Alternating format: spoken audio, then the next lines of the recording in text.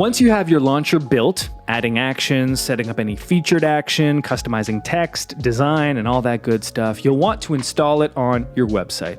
And this is the best way to make sure next steps are immediately available to people visiting your site, whether they are members, regular attenders, first-time visitors, or anyone in between. To begin the process of installing your launcher on your website, first head to the Next Steps area of your Nucleus dashboard and then hit the Install tab. Your first step is to input the URLs that you want to allow the launcher to load on. Most often, this is simply your church's main website. Best practice to add that URL is to load up your website, then simply copy the URL from the address bar and paste it in here. Make sure that the S in HTTPS is there if your website has it. It's important to have your URL exactly as it appears in the address bar, otherwise your launcher may not load. Once you've added all your URLs above, copy the unique launcher install code in the installation code tab and paste it into your website. The same install code works for any website you allow above. When going to install on your website, look for the head code or site level custom code area where you build your website. We have help articles written for specific web builders like Squarespace, WordPress, Nucleus Web, etc. We'll drop a link in the description for you to access those. Here in the install area, you can also customize the preferred default size of your launcher when people open it. You've got two options, smaller and larger. The larger version ensures the launcher opens full screen over your website to grab maximum attention and focus people towards taking next steps.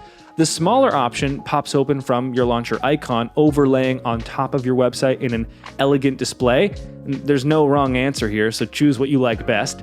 People can always use the maximize or minimize button to view the launcher at either size as they need, so don't stress over this decision. After you've correctly installed the launcher on your website, it's time to start sharing it with others. To get started, look for the Share button at the top of the dashboard when you're in the Next Steps area. Once you click on that, you'll notice many different ways to share.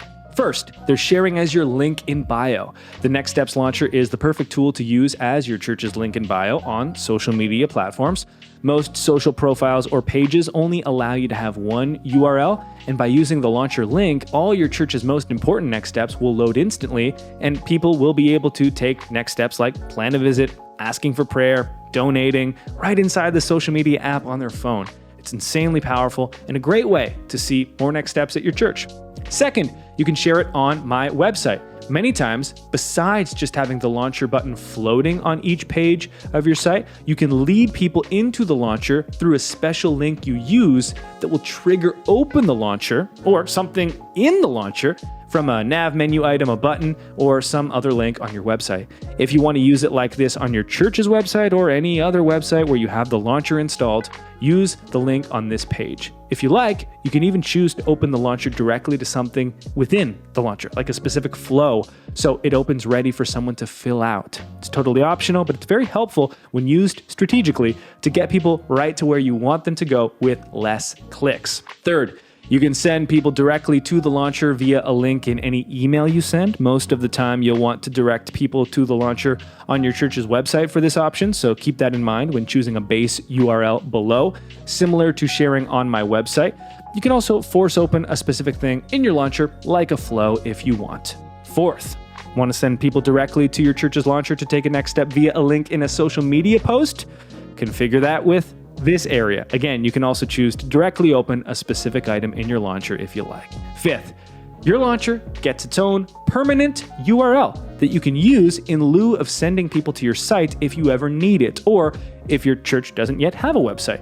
Installed on your church website is the best way, but having this hosted page can sometimes be helpful also. This will open the launcher as the full screen version standalone, and it won't link to your website. And there you go.